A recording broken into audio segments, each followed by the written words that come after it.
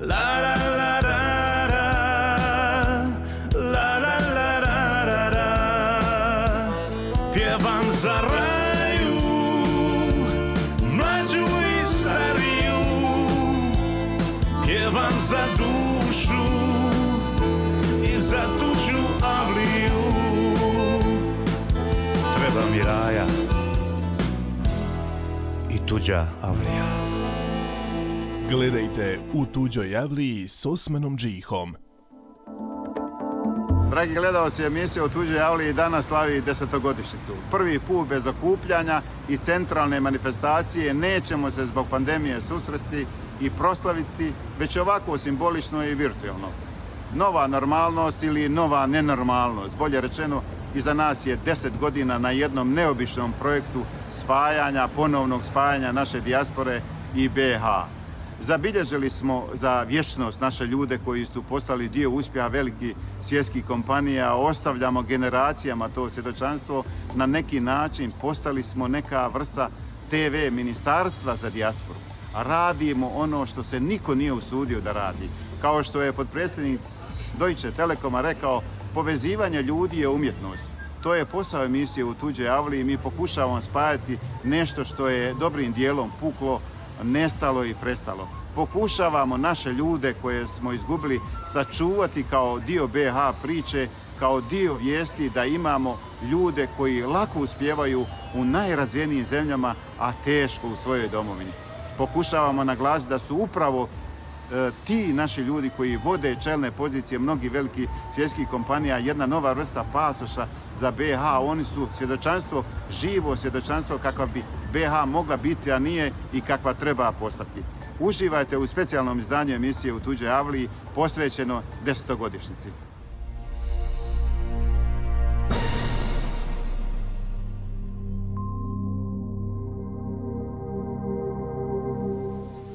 Hamdija Prijić, Pajdo, prije 10 godina među prvima je stao pred objektiv kamere U tuđoj avliji sa Osmanom Džihom. Čovjek je koji sa ponosom ističe da je iz malog mjesta Paljike, nedaleko od Prozora. U Njemačku je došao prije 40 godina.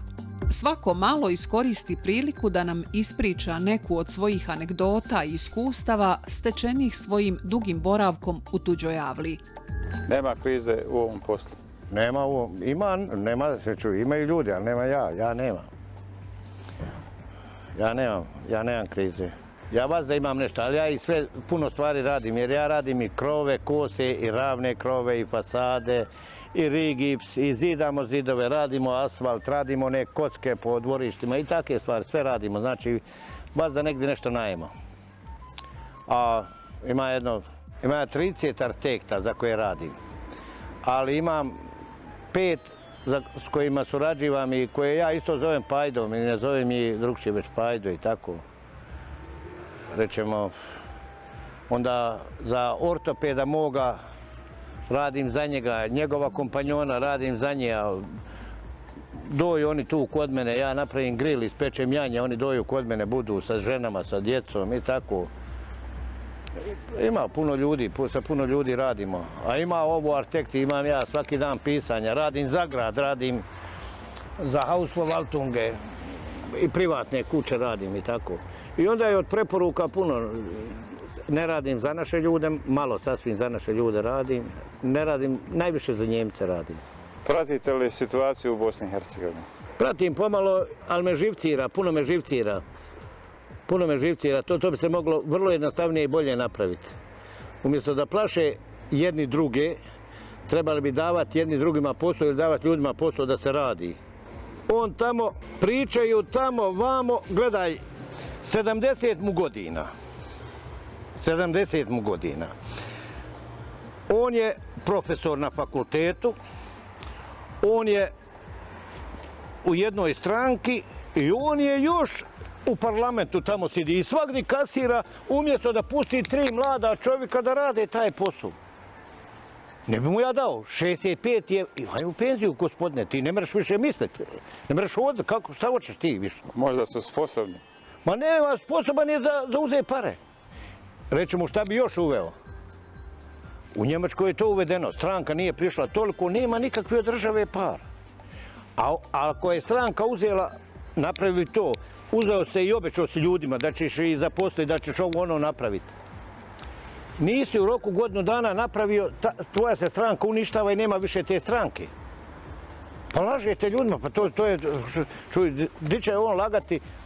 On priča tamo, on će napraviti ovo, napraviti ono, napraviti ovo, onoj sirotinji i tome narodu našeme.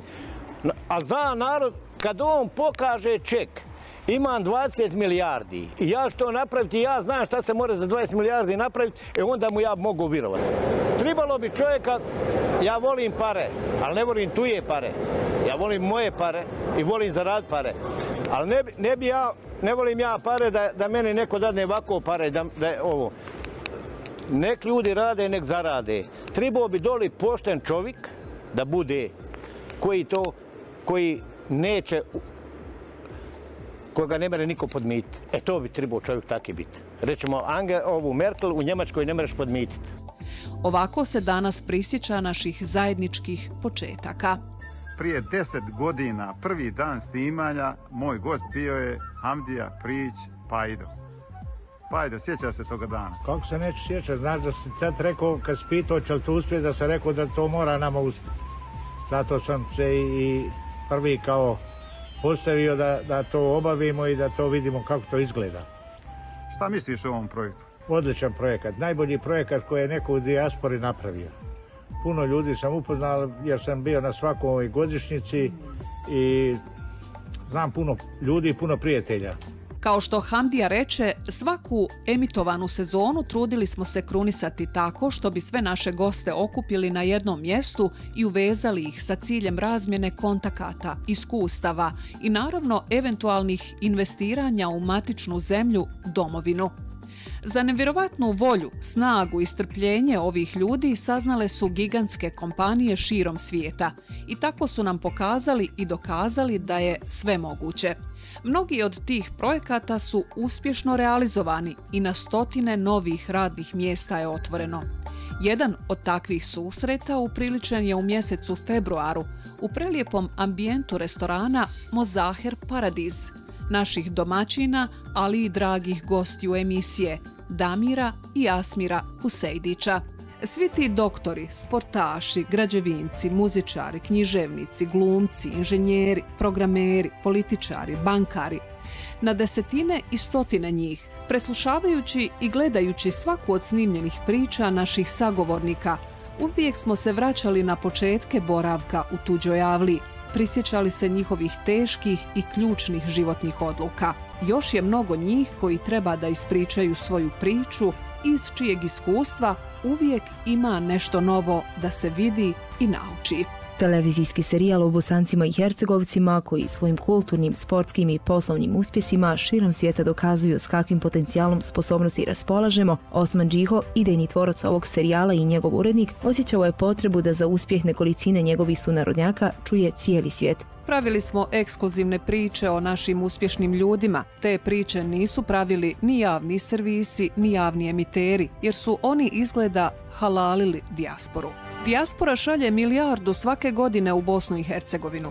To je jedina fabrika koju je ova država napravila poslije rata i koja pravi profit od milijardu maraka i koja iz godine u godinu uspješno radi. Evo, Merkelova otvara granice. Njemačka će sa Balkana povući 3 miliona ljudi. Stvara se nova generacija dijaspore. Ne ratna, ne ona nastala ratom, već ona nastala mirom. Skromnost naših ljudi u slučaju ovog serijala pokazala se kao jedini neprijatelj u njegovoj realizaciji, jer velika većina ljudi koje smo kontaktirali nije željela da drugi shvate njihov uspjeh kao hvalisanje. Željeli smo da svijet čuje i zna za veliko srce i snagu priča i tipure, da znaju da su najsavremenija auta koje voze dizajnirali naši dizajneri Omer Halilhodžić i Nedžad Mujčinović.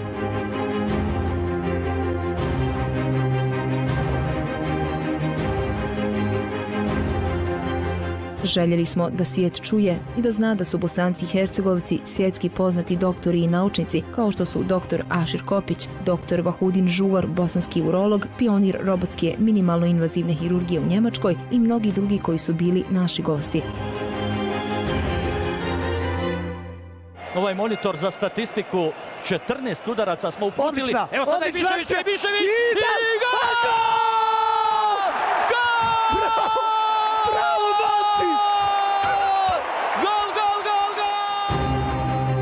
Treba svijet da zna da je za onu buku na sportskim tribinama zaslužan naš Vedad Ibišević, Edin Tahirović, Velimir Petković, Đedović Mutapčić, Vahid Halilhodžić, Husnija Fazlić, Mili Hadži Abdić i Enver Marić, Muamer Hukić Huk, Sead Hasan Efendić i mnogi drugi sportaši koje smo posjetili.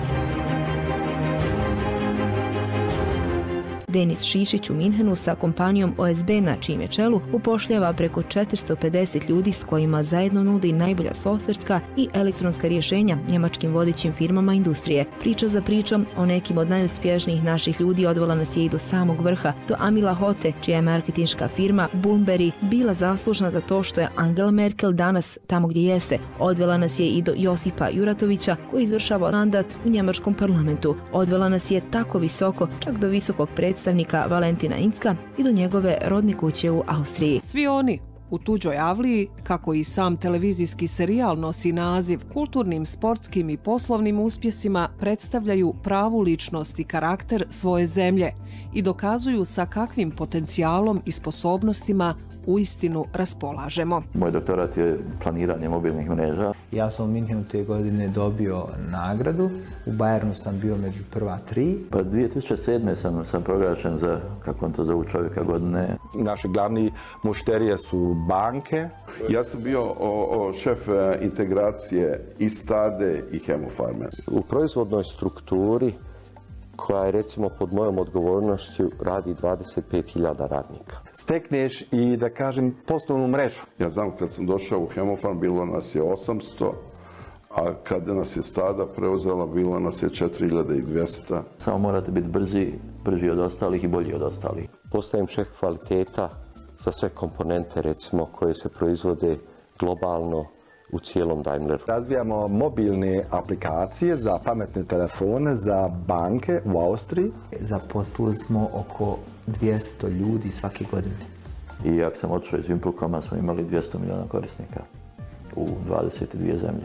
Tu imamo 1,5 milijuna korisnika koji koristi naš sistem u Austriji. Imamo ovdje 450 zaposlenih radnika. I oko nekih prometa, da vam kažem, tada neki 30 milijuna maraka je bio promet Hemofarma, a kad smo u 2006. bili preuzeti od Stade, to je bilo oko 240 milijuna eura. Mi smo imali 2,5 puta više korisnika nego što država ima stanovnika. Biti uspješan, po mom mišljenju, je pomoći drugim ljudima oko tebe da budu uspješni. Ja sam jako puno radio cijeli život. Ja hoću da kažem da sve što sam postigao, sve što sam napravio je isključivo zahvaljujući tom radu. Mi svi u mojoj branši radimo puno i ne mislimo o tome. I onda jako godi kad neko to prizna. Mi imamo sad generacije, to su profesori na fakultetima, to su uspješni menadžeri, to su vlasnici ozbiljnih firma, ovdje to su svjetski, internacionalno priznati ljudi. Ja sam diplomirala, odnosno magistrirala internacionalni biznis i ekonomiju u Njemačkoj, internacionalni menadžment u Italiji. Student sam mašinstva u Stuttgartu, ulazim sad u 5. godinu.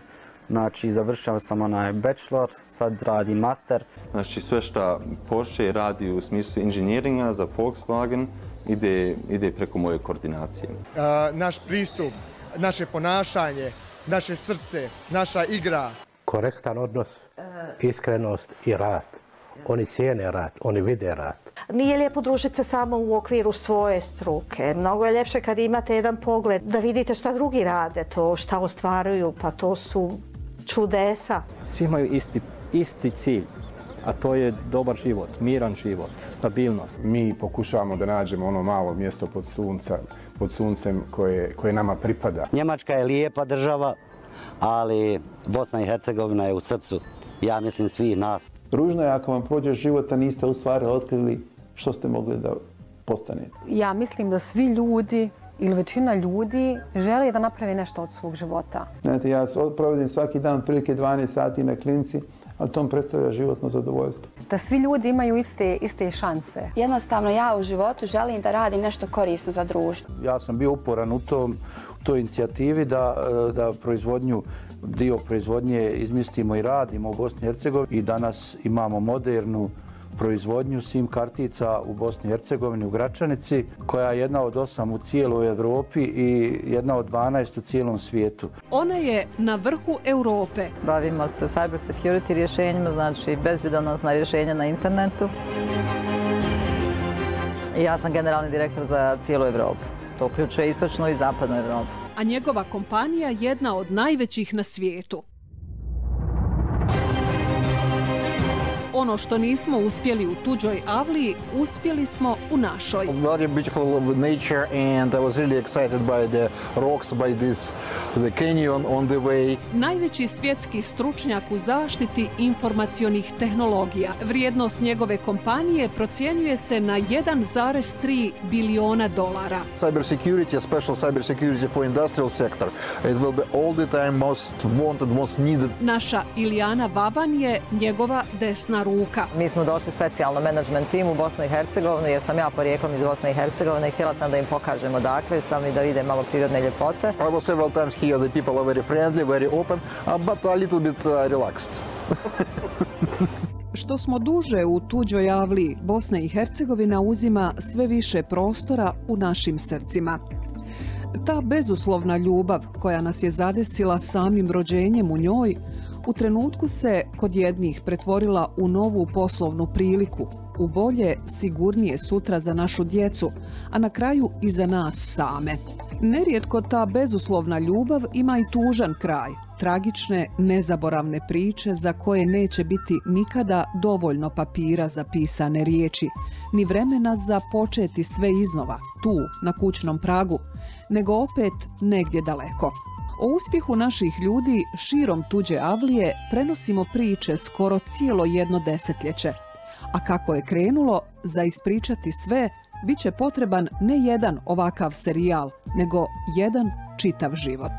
Svi ti ljudi rasuti po tuđoj avliji jednoga dana osjetit će potrebu da dokažu sebi da vrijede, da umiju i da vrijednim radom i trudom mogu ostvariti sve što zamisle. Zašto na kraju ispada da je to svuda lakše učiniti nego u sopstvenoj zemlji? Svugdje na svijetu dokazat će Bosanci i Hercegovci da je sve moguće, ali veoma teško, najteže u zemlji iz koje su došli i koju bezuslovno vole. Širom te tuđe avlije shvatili smo da sam lični uspjeh nije dovoljan, jer istinski uspješan čovjek je onaj koji pomogne drugom čovjeku da bude uspješan. Naučili smo od iskusnijih i mudrijih od nas da nije znanje, znanje znati, nego je znanje, znanje dati. Nije bitno gdje je čovjek rođen. Bitno je kad ostane u njegovoj pameti, u njegovom sjećanju rijeka, vrba, brdo, nebo kad je ugledao prvi put, a to sam ja sve u Konjicu imao. Mi nemamo rezervnu domovinu. Naša djeca, unučad nemaju neku rezervnu domovinu, mi imamo samo tu Bosnu i mi moramo da se trudimo maksimalno svako pojedinačno za tu Bosnu. Da učimo da onaj svijet dole bolje živi. Zaista ostati s jednom realnom dozom pozitivnog uvijek tu i to prenositi na druge ljude. Samo što je najvažnije da budeš tačan i da kvalitet štima. Paš ne odgovara. Bez rada, samo s pričom je teško. Iako to dosta ljudi možda misle. Sve svojim radom, iako uz to radom uvijek treba se imati malo sreće. Ja ne mogu da zamislim da ja sad recimo sa 45 godina posle sjedim kući i da ne radim ništa. Ja ne trčim za uspjehom, nego trčim za radom i za zadovoljstvom. Tako da mi to čini jedno veliko zadovoljstvo i prema tome meni to nije teško. I mi imamo generalno takav pristup svakom klijentu, naročito onom klijentu kojem je stalo da taj njegov biznis uspije. Velika greška ljudi je u tome što mislu da uspjeh nastaje ovako. Uspjeh ide kroz faze. Prvo samo čovjek da je siguran u sebe. Prva faza je faza neznanja. A ja da uzmem sad, ali treće neko bi došlo i rekao ostavi to, ne znaš radbo. Platit ćeš kuću ako padne. Kod nas kad padne pjesma, niko ništa ne odgovara. Najvažnije je ljudski. Ja ne vjerujem u pravdu, poštenje, zakon, te velike riječi, religija, ovo ono, samo ljudski. Kad ne znam šta da radim, kad sam u dilemi i moralno ili ljudsko i bilo kakvoj, samo pomislim šta je najhumanije. Shvatio sam da taj neki novac ili neke prilike koje su tu nisu same sebi svrha. da mi ništa ne koristi da to negdje gomilam i da sa tim nešto radim, da si kupujem neke stvari zbog koji bi kao drugi ljudi trebali da budu zavisni ili nešto tako. Zaista, vjerujte, ne živim u tom momentu. Za mene je važan moment da što više doživim i da što više drugih života na neki način kroz to dodirim. Znači, čovjek je slobodan, donosi sam svoje odluke, nema neki pritisak sa strane koji sam imao u velikoj firmi koja je ogromna, i s te strane sam super zadovoljan, znači napravio sam pravi korak. Samo treba biti siguran u sebe. Jer čovjek ako nije skroman srlja. Znači tu nam isto tako nedostaje sistematike, nedostaje nam plana. Po meni to treba da bude državna strategija, da znači uveže mlade ljude, isto tako iskusnije ljude koji žive vani, koji su izgradili znači renomirane karijere, koji imaju dosta uspjeha u međunarodnim korporacijama, isto tako neki od njih imaju svoje firme. Okupljajmo se oko dobra, oko dobrih ideja. Podržavajmo jedni druge u tim dobrim idejama, ali organizirajmo se, jer ovako razjedinjeni ništa ne možemo napraviti.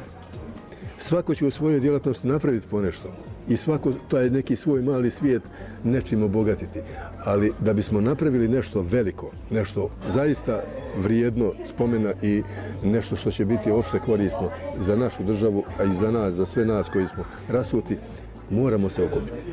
Ja sam rekla da bi ova emisija i ova što je napravila komplet emisija trebala da uđe u sve, od prvoga razreda do onih doktorata, do raznih postdiplomskih studija, u svaku kuću, da se vidi koji je potencijal i kakva je snaga u našem narodu.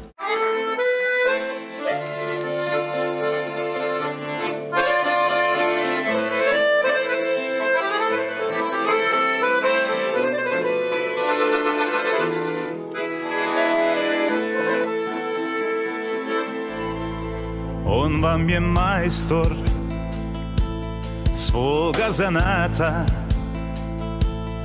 što narod kaže, baš tata mata. Gdje god da dođe, svugdje ga cijene. Bio je jednom u Salzburgu kod mene. Od Australije pa sve do Balkana, mnogi će reći pa taj nema mana. To znaju svi, i veliki i mali, da tuđa avlija dušu nam razgali. Fali mi raja, mlađa i starija, tješi me džiho i tuđa avlija. Pjevam za raju, mlađu i stariju, pjevam za dušu i za tuđu avliju.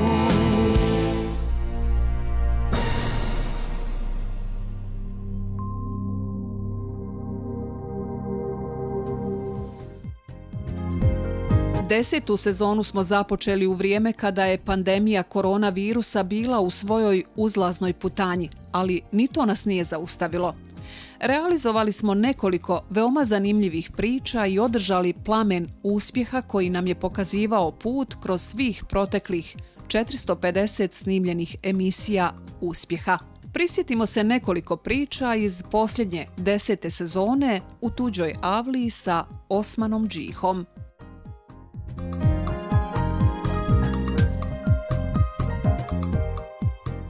Tragom jedne neobične ljudske priče o upornosti čovjeka i njegovoj istrajnosti da pobjedi ono najgore u sebi i iz svega izađe kao uspješan biznismen i humanitarac, put nas je odveo u sjeverni dio Njemačke, u malo mjesto Horstmar, pola sata nadomak granice sa Holandijom.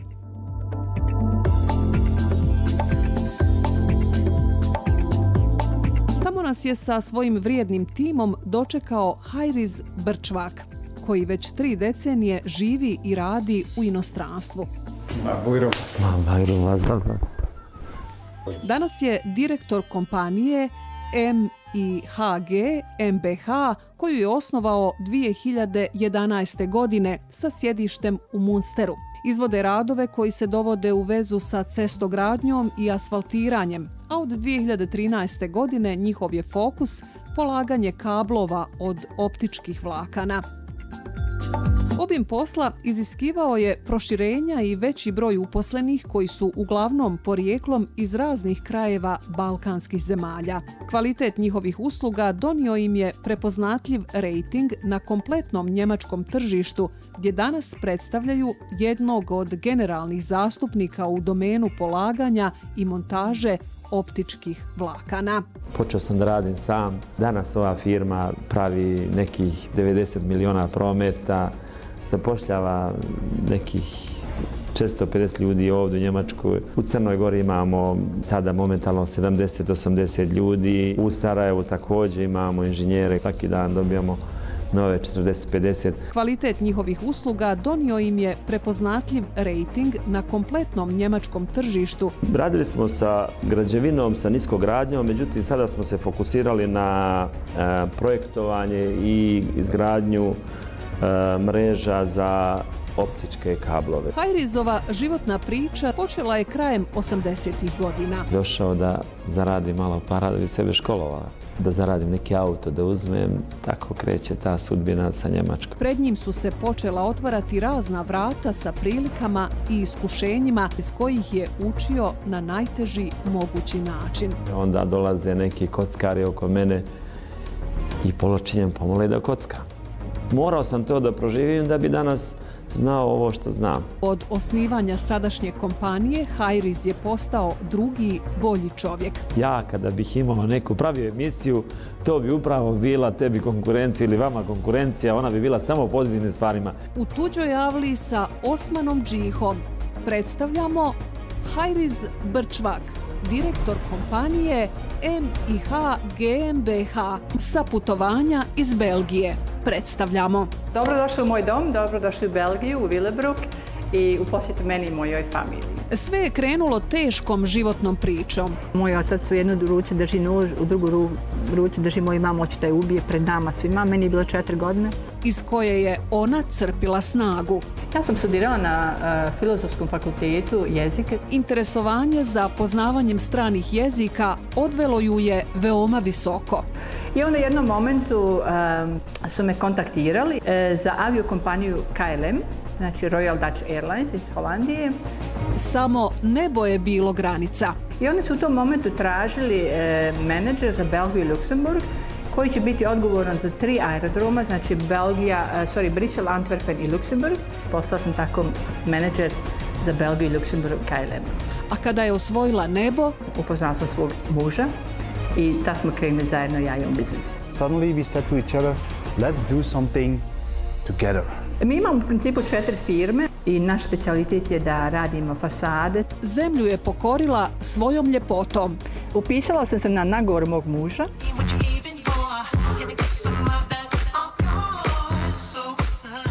Postala je veoma poznata u Belgiji. Ja sam pobijedila to i proglašena se znači Miss Globe Belgium. Kandidata nummer 5, Seka Dobrić. A Belgija zbog nje širom svijeta. U Americi sam uspjela da postanem 4. najljepša žena svijeta. Danas veoma uspješna poslovna žena. Koliko upošljavate ljudi?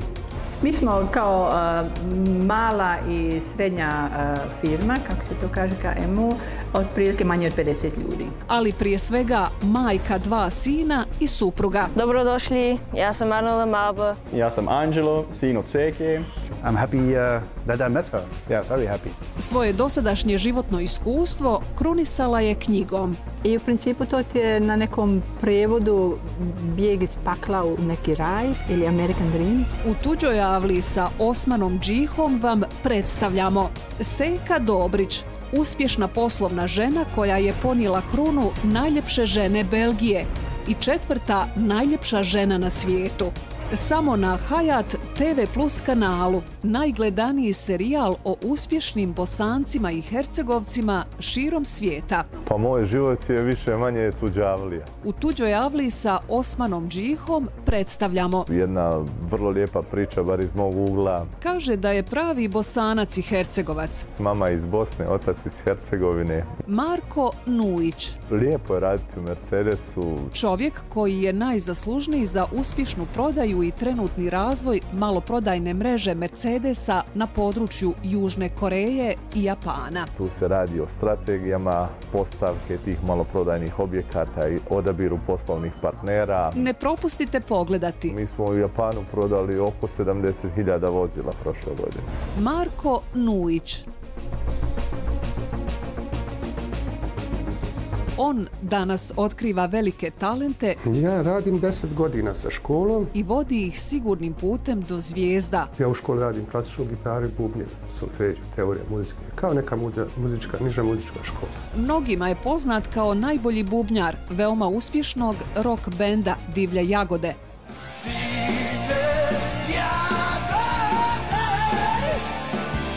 Ja sam se nasvirao, meni je bilo divno, ja sam baš upao tu generaciju dobre raje, dobrih svirača.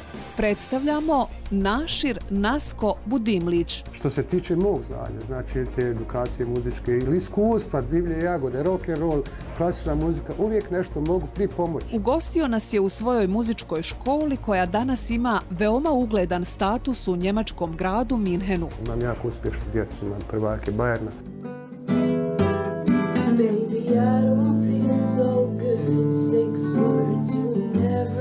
Samo na Hayat TV Plus kanalu. Pravili smo priče sa mnogim našim uspješnim Bosancima i Hercegovcima. Sa njima smo razgovarali o putu koji ih je doveo u tuđu avliju i na kojem su ih čekali veliki izazovi. Te izazove je bilo moguće pobijediti samo upornim radom i disciplinom. Pojedinim od njih uspjeh u jednoj kompaniji ili na jednom projektu poslužio bi samo kao odskočna daska za sljedeći nivo, još jednu kompaniju ili projekat. Upravo takav je i naš naredni sagovornik, Zakir Halilović, koji, kako i sam kaže, kada mu je dosadno, on otvori ili otkupi, investira u već postojeću kompaniju. Glavno polje njegovog interesovanja je metalna industrija, obrada i proizvodnja. Razgovor smo napravili u blizini njemačkog grada Boblingena, gdje je smješteno jedno od glavnih i najvećih sjedišta Mercedesa, sa kojim, između brojnih drugih velikih kompanija, sarađuju i ove na čijem čelu sjedi Zakir. Meni je prošle godine bilo, 2012. 13. meni je bilo dosadno i uz to sam kupio na tu firmu KDH. Uz to mi je bilo prošle godine dosadno i uz to sam kupio na tu firmu što je bila propala Kromatek. I sad treba sačekat kad će mi biti opet dosadno, pa onda će možda kupiti još jednu firmu. Moj cilj je bio nekad da završim posao i biznis sa 40 godina. Kad sam završio s 40 godina, samo kad ne radiš ništa, onda ti dosadi isto. Zato sada imam 45 godina i uz to sam saznao da je važno da se uvijek nešto radi, a da imaš uvijek i puno vremena za sebe samog. Jer ti možeš imati najveće pare, ako nemaš vremena, onda ti nemaš ništa od toga.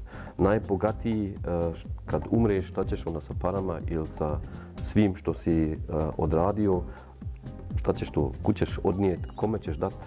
To je najvažnije, da imaš para, da imaš biznis i da voliš svoj biznis, da ti je drago kad otiđeš raditi i kad ti je drago kad dođeš kući. Mene čini sretno da svako jutro mogu ustati i da sam nešto dostigao, da je stvarno interesantno živjeti ovdje u Njemačkoj, da možeš sve dostići što god hoćeš, samo trebaš raditi i trebaš biti angažovan kao sportista. Najbolji sportista, ako on ne trenira svaki dan, on neće nikad biti najbolji sportista, nego će uvijek biti onaj što je danas. I to je isto kao naš biznis, ti moraš svaki dan ustati. Radujem se svaki dan što mogu ustati i da sam ono dostigao što imam i ja radim sa puno voljom. nije da se nešto mora učiniti, da nešto bude čvrsto, da mora nešto se dostići, nego mi probamo uvijek da dostignemo puno stvari samo sa puno voljom. I uz to imamo puno omladine, svi su mladi ovdje što kod mene radi ili za mene radi i zato je to ti daje osjećaj da si isti, da sam i ja isto mlad, da imam i ja 30 godina, ne 45.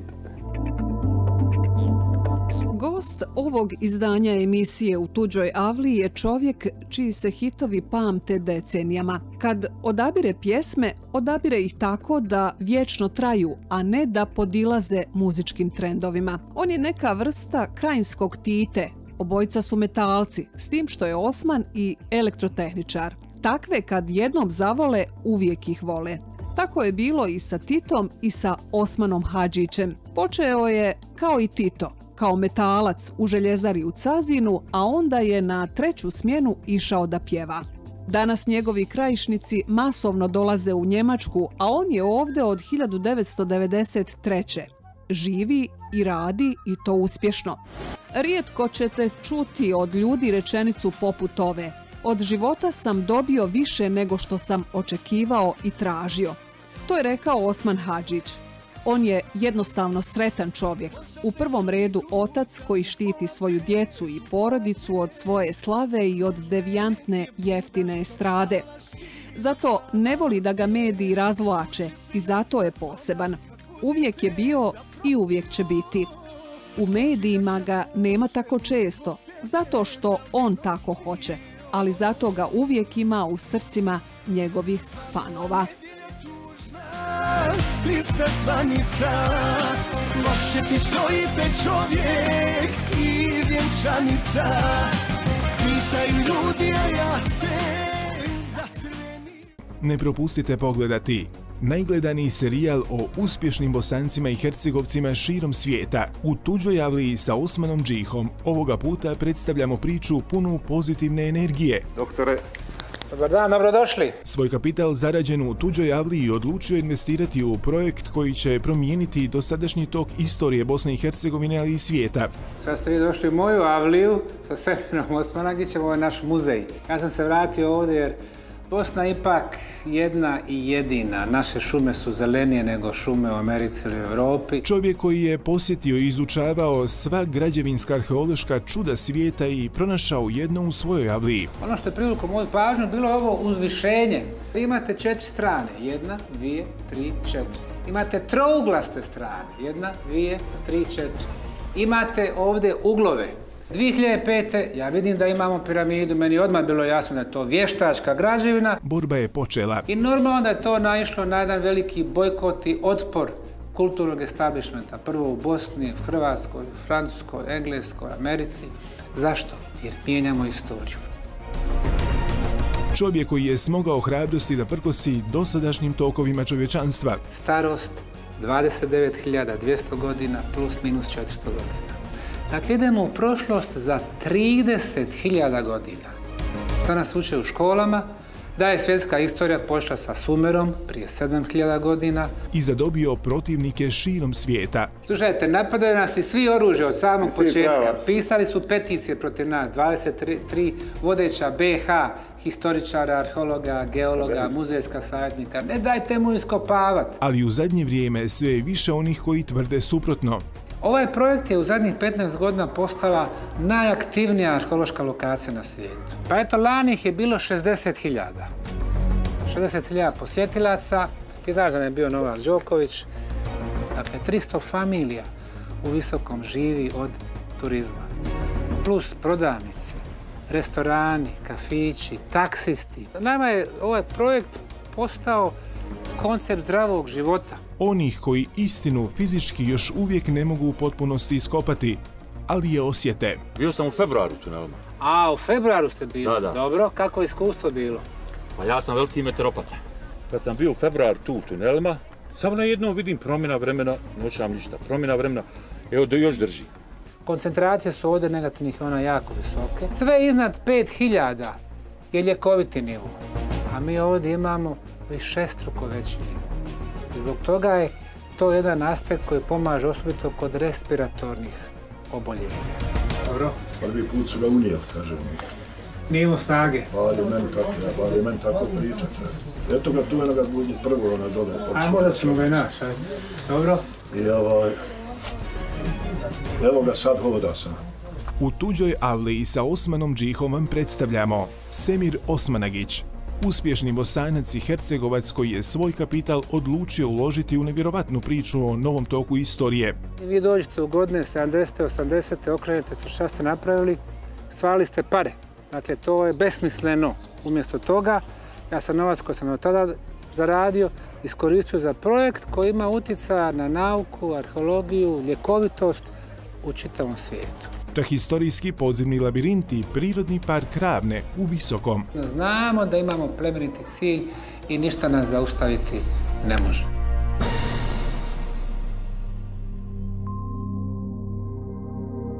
Doktor Semir Osmanagić. Imam posebnu priliku da čestitam 10. rođendan mom gotovo vršnjaku Osmanu Džihi za njegovu uspješnu emisiju i serijal U tuđoj avliji, u kojoj uspijeva da pronađe uspješne Bosance i Hercegovce odavde sa tla i BiH, ali one koji su otišli u dijasporu i da ih predstavi široj publici. 10 godina na Hayat televiziji, to je veliki jubilej, mnogo emisija, mnogo truda. Osman Džiho svakako proglašavan veliki broj puta za najuspješnijeg humoristu Bosne i Hercegovine, ali i po dijaspori i u regionu, čovjek neiscrpne energije i šala.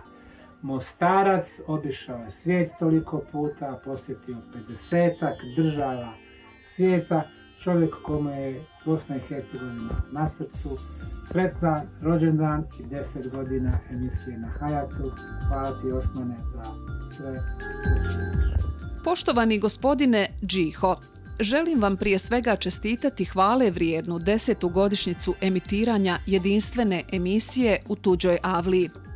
Drago mi je što imam priliku zahvaliti vam na svemu dosad učinjenom, jer vaša emisija aktualizira jako bitnu temu za ovu državu, a također i temu koja je meni osobno vrlo bliska, a to je promoviranje uspješnih Bosanaca i Hercegovaca diljem svijeta i očuvanje njihove veze sa domovinom. Smatram da je za sve ljude vani, kao i za samu Bosnu i Hercegovinu, izuzetno važno da se veza sa domovinom ne prekine. Ljudima u inozemstvu je jako bitna emotivna veza sa domovinom i njihova ljubav prema domovini nije upitna. Država je ta koja treba učiniti sve što je moguće da se ljudi stimuliraju na povratak. Država treba učiniti maksimalno moguće u smislu kreiranja boljeg pravnog i ekonomskog okvira kako bi se na taj način ljudima dao konkretan poticaj za povratak, za investiranje te transfer znanja i kvalitetnog načina poslovanja koji su usvojili tokom svog života i rada u inozemstvu. Često i s pravom ponavljam da su građani Bosne i Hercegovine nepresušno vrelo talenata i uspješnih ljudi. Vi ste jedan od onih, gospodine Džiho, koji sa ovakvim projektima promovirate važnost aktivne veze između uspješnih ljudi u iseljeništvu i Bosne i Hercegovine. Iskreno se nadam da ćete ustrajati u vašem nastojanju održavanja veze između domovine i ljudi koji žive i rade vani i na tom putu vam želim svu sreću i uspjeh. Valentin Incko, visoki predstavnik. Poštovani gospodine Džiho, povodom jubilarnih 10 godina emitovanja emisije U tuđoj avliji, upućujem vam najiskrenije čestitke uz želje da još dugo godina nastavite sa emitovanjem i okupljanjem naših uspješnih ljudi u dijaspori. U ime naših firmi u Bosni i Hercegovini, Works, Eco Energy i Agile Capital Management, želim vam još puno uspješnih emisija, a vama i vašoj ekipi puno osobne sreće u životu. Muamer Jarović. Želimo vam još puno srećnih jubileja, sjajnog serijala U tuđoj avliji i da svaku sljedeću godinu obilježavate sa novim uspjehom. Koment AB, Solentuna, Švedska. Iskrene čestitke za 10 godina TV emisije U tuđoj avliji sa željom da trajete još dugo, dugo. Damix Trockenbau, Ulm, Njemačka. Od srca vam čestitam jubilarni 10. rođendan serijala U tuđoj avliji. Stoga vam želim da budete istrajni u standardima koje ste postavili. SN Technik GmbH, Salzburg, Austrija. 10-godišnjicu serijala U tuđoj avliji posmatramo ne samo kao vrijedno priznanje adresirano ekipi serijala, već i mnogobrojnoj poslovnoj bosansko-hercegovačkoj dijaspori. Upućujući čestitke za vrijedan jubilej, poslovodstvo i uposlenici kompanije BG Business Group AG KAM očekuju da ekipa U tuđoj avliji i u varljivoj budućnosti nastavi sa svojom misijom, prepoznavanjem i predstavljanjem uspješnih Bosanaca i Hercegovaca van njihove jedne i jedine domovine Bosne i Hercegovine. BG Business Group AG KAM, Švicarska. Želim vam puno uspjeha i da ostanete takvi kakvi jeste. Medilab, Češka republika. Sretan 10. rođendan TV emisije U tuđoj avliji. Vi ste pravi ambasador Bosne i Hercegovine u svijetu. Art Jobs, BV, Nijmegen, Holandija. Dragi Osmane, ovim putem ti čestitam 10. godišnjicu tvoje emisije. Želim sve najbolje tebi i tvojoj ekipi. Ovim putem također želim vam da vam se zahvalim na jednom divnom formatu koji ste stvorili i koji je jedinstven. Hvala vam na tome. Hvala vam na svemu što ste učinili za našu domovinu i za upoznavanje divnih ljudi koji potiču iz Bosne i Hercegovine širom svijeta. Zaista ste stvorili jednu mrežu nevjerovatnih ljudi sa jednom nevjerovatnom energijom i velikim potencijalom da pomognu u napređenju naše domovine. Želim da nastavite i dalje, naravno. Ovo je nešto što je već postala tradicija i zaista bilo bi nedopustivo da se ta tradicija i ne nastavi. Ubijeđen sam da ćete nastaviti jer to jednostavno ide uz vas. Vidim svakodnevno koliko si ti uporan i fokusiran da nastaviš ovu divnu priču. Želim ti svu snagu ovog svijeta da u tome i uspiješ. Uvijek ću biti uz tebe i uz tvoju ekipu i od pomoći ukoliko bude potrebno.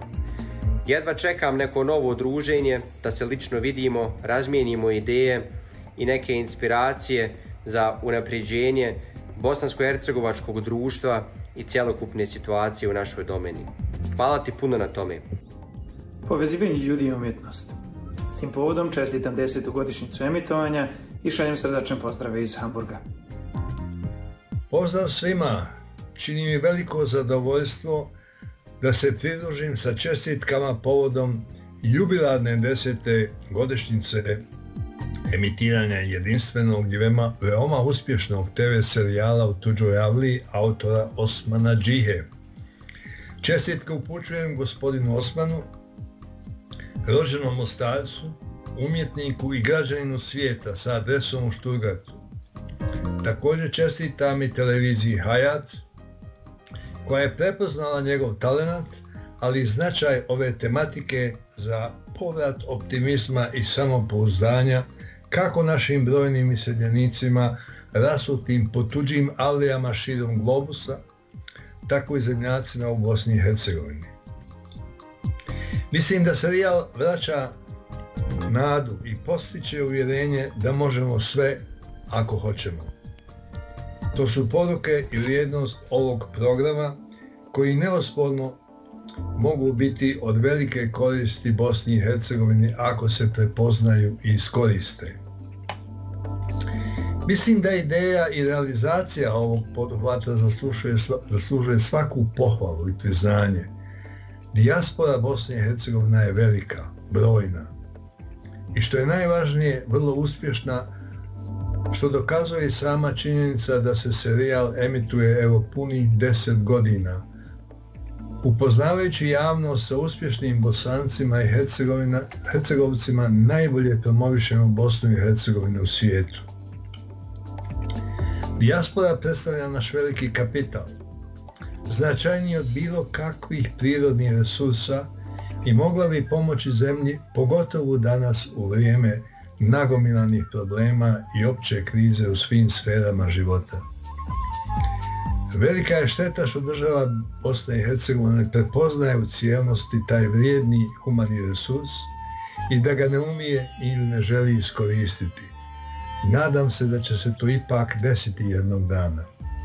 Zato želim Osmanu i televiziji Hayat da nastave i istraju u ovim poduhvatima. Hvala i srećno! Dragi moj prijatelju Osmane, evo da čestitam 10 godina rada, uspješnog rada i uspjeha tebi i emisiji.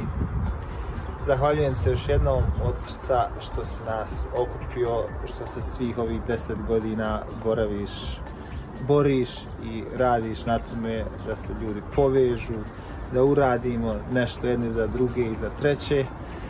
Ja se javljam sa kratkog boravka u Sarajevu, želim vam puno sreće, ne dajte da vas korona obeshrabri, sve ćemo mi to srediti i bit će jednog dana opet bolje. Sve najbolje za svih ovih 10 godina i hvala još jednom moj prijatelju.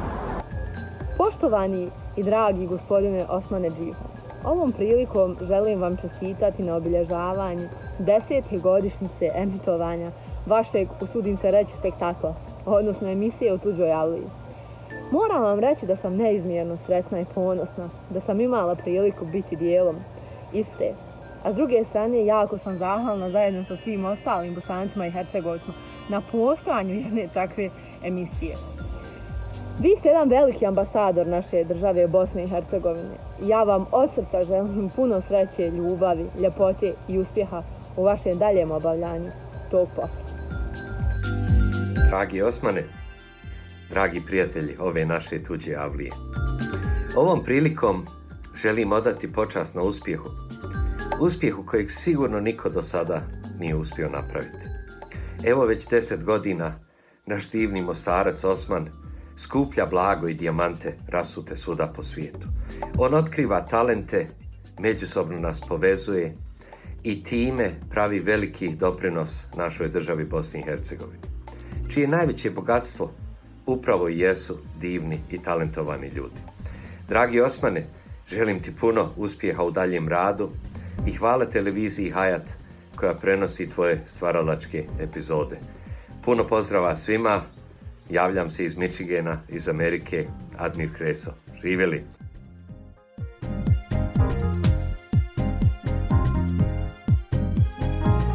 Osmanu Džihi i njegovoj emisiji U tuđoj avliji šaljem iskrene čestitke povodom 10-godišnjice postojanja i emitovanja te emisije i isto tako vam želim puno uspjeha i sreće u narednom radu u budućim godinama. U tuđoj avliji sa Osmanom Džihom nije samo emisija, to je druženje i umrežavanje. Dragi Osmane, hvala ti na zadnjih 10 godina i sve što si učinio za nas i čestitam na puno uspjeha sa ovom emisijom U tuđoj avliji. Gospodinu Osmanu Džihi čestitam jubilej 10 godina uspješne realizacije projekta U tuđoj avliji. Drago mi je što sam imao priliku da upoznam stotine uspješnih, poznatih i priznatih ljudi iz Bosne i Hercegovine koji su postigli svojim radom, svojim znanjem, svojom kreativnošću tako velike rezultate širom svijeta u državama u kojima sada žive. Iako nisu svojom voljom uglavnom napustili Bosnu i Hercegovinu, oni su ostali svoji, nisu klonuli duhom, zadržali su i svoj identitet i obogatili svoj identitet vrijednostima i identitetima onih država u kojima žive. Znali su da je znanje najveće dobro na planeti i zato su odlučili se da završavaju ponovo fakultete, da se školuju ponovo i da pokažu da mogu biti najbolji. Od njih, od najboljih, treba učiti. Oni su pokazali da je moguće ohrabriti i ljude koji su ostali u Bosni i Hercegovini, da se mijenjamo, da postanemo bolji ljudi i da kao bolji ljudi stvaramo bolje živote. Naši ljudi koji su gostovali u emisiji kod Džihe, vidjeli smo da nisu trčali samo za materijalnim bogatstvima. Oni nisu trčali za tim bogatstvima kako bi izgubili dušu. Naprotiv, oni su osigurali i svoju egzistenciju i egzistenciju svojih porodica, ali i egzistenciju brojnih porodica ovdje u Bosni i Hercegovini. Od njih treba, kažem, učiti, iako imaju mnogo razloga za mržnju i za osvetu. Oni znaju da se mržnja ne smiruje mržnjom i da je najbolja osveta da ne činiš ono što su tebi činili i da zlo se može pobijediti jedino pravdom. U ovom mraku kojim smo obavijeni već dugo, emisija U tuđoj avliji dođe svaki put kao svjetlo i svaki put kao ohrabrenje i motivacija da se i sami mijenjamo. Još jedan put čestitam Osmanu Džihi i svim učesnicima ovoga projekta. Želim prije svega dobro zdravlje i uspjeh u budućem radu.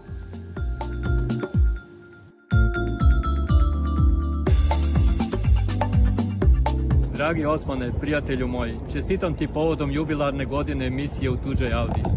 Tebi je uspjelo zadnjih 10 godina kao nikome prije tebe, a to je da okupiš i prezentiraš najuspješnije Balkance u inozemstvu i time prezentiraš onu svijetlu stranu Balkana. Ljudi koji se ne dijele na naše i njihove, već su samo naši, znajući da samo tako mogu biti uspješni. Ljudi koji imaju isti genetski kod, a to je da se dive uspjehu i poštuju uspješno. A ti si im primjer i podrška. Zato ti hvala, prijatelju. Želim ti i dalje puno uspjeha, a uspješnim Balkancima snagu i zdrav razum za bolje sutra.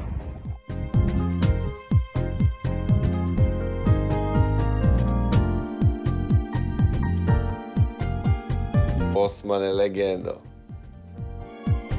Ne bi ni znao koliko je Bosanaca u tuđoj avliji, da tebe nema. A sve što nas više tražiš, nas više ima. Nego samo nastavi dalje i sve najbolje.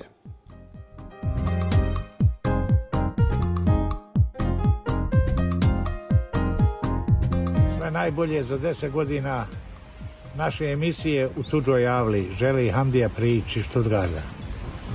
Poštovani gospodine Džiho, izuzetno me raduje tvoja 10-godišnjica emitovanja specijalne emisije U tuđoj avliji. Ta emisija donosi svima nama radost, razumijevanje, međusobni respekt i uzajamno poštovanje. Molim te, nastavi započetim putem, jer taj put ujedinjuje sve nas koji imamo želju da unaprijedimo budućnost Bosne i Hercegovine. Sretno i uspješno u narednim desetljećima želi ti profesor Ninković iz Minhena.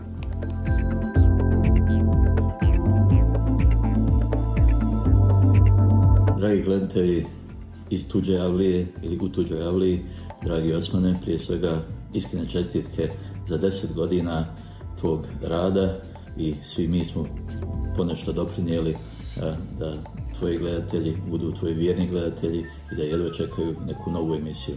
Mi možemo reći i jedva čekamo narednih 10 godina, iako te brojke onako ništa ne znače, svaka pojedina emisija je jedinstvena, tvoja pitanja su također jedinstvena uspjesi svi u nas u ovih 10 godina više od 500 puta uvjeriti da smo ti tog trenutka najinteresantniji gosti i zaista sa velikim uspjehom nas i dalje držiš u tom uvjerenju, čak i godinama nakon našeg prvog susreta i prvog intervjua.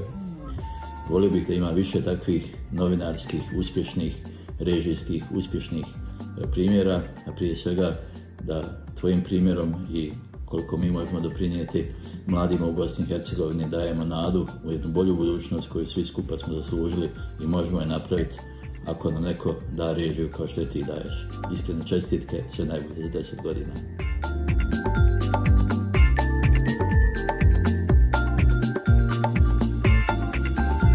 Poštovani i dragi Osmane, iskrene čestitke za 10-godišnji jubilarni rad.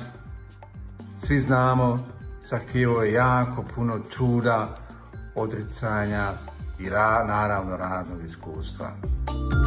Hvala ti što si nam pružio priliku da upoznamo mnoge naše drage, dobre i uspješne ljude s porijeklom iz naših krajeva. Hvala ti još jednom za sve i puno sreće u budućem radu, naravno uz puno zdravlja. Sve najbolje. Mom prijatelju Osmanu Džihi i njegovoj ekipi sa programa U tuđoj avliji želim da čestitam 10-godišnjicu uspješnog rada. Sa velikim ponosom mogli smo da gledamo u zadnjim godinama kako otkrivaju i prezentiraju naše uspješne ljude širom svijeta. Moje najiskrenije čestitke za sav dosadašnji rad, čestitke za jubilej koji slavite ovih dana i nadam se da ćete nastaviti da budete tako dobri kao i do sada.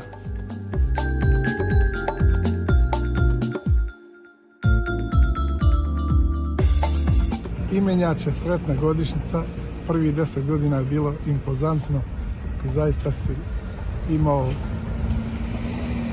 maltene sve što vrijedi u Bosni i Hercegovini, a van Bosne i Hercegovine. Ja ti želim da i dalje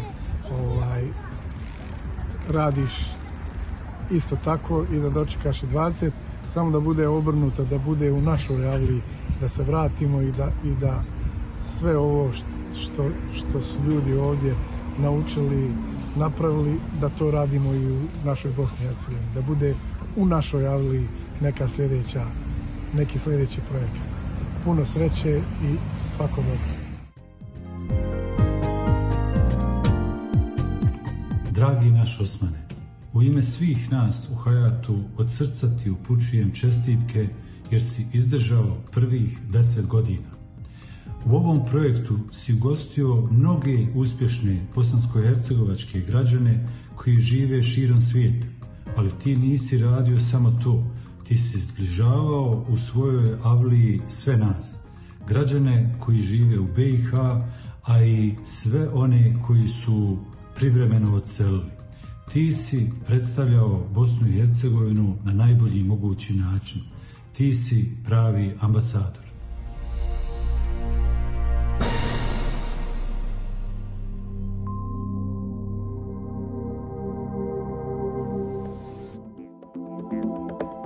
Ovim putem zahvaljujemo se na mnogobrojnim čestitkama koje ste nam uputili. Obećavamo da ćemo vam u boljim i po zdravlje sigurnijim okolnostima prirediti zajedničko druženje, gdje ćemo se sresti i nastaviti raditi na nama i vama već poznatom cilju, a to je promocija Bosne i Hercegovine i njenih potencijala, kako u samoj zemlji, tako i van nje. Dragi gledalci, za ovih 10 godina smo naučili da smo sami, usamljeni u jednom projektu koji nije samo svjedočanstvo jednog vremena, već i jedna vrsta opomene. Bio sam puno puta u dilemi da li da zaustavim ili nastavim projekat. Uz nas je bila samo jedna TV Hayat koja je shvatila koliko je važno da povezujemo domovinu i dijasporu i danas se zahvaljujem Hayatu, a to je danas jedina TV koja iz sedmice u sedmicu, iz mjeseca u mjesec čini dijasporu još uvijek našom i povezanom sa domovinom. Nažalost, imamo sada i dijasporu 20. Nove generacije dijaspore i emisija U tuđoj avliji će bilježiti i nastanak nove generacije dijaspore. Zahvalio bi se ovom prilikom mnogim gostima naše emisije koji su otvorili svoja srca i govorili kako je u tuđini ponovo početi iz početka i uspjeti. A oni sami najbolje znaju koliko je to teško. Hvala im što su sa nama podijelili sve uspjehe i mišljenja. Ja vam želim dobro zdravlje i da se vidimo što prije.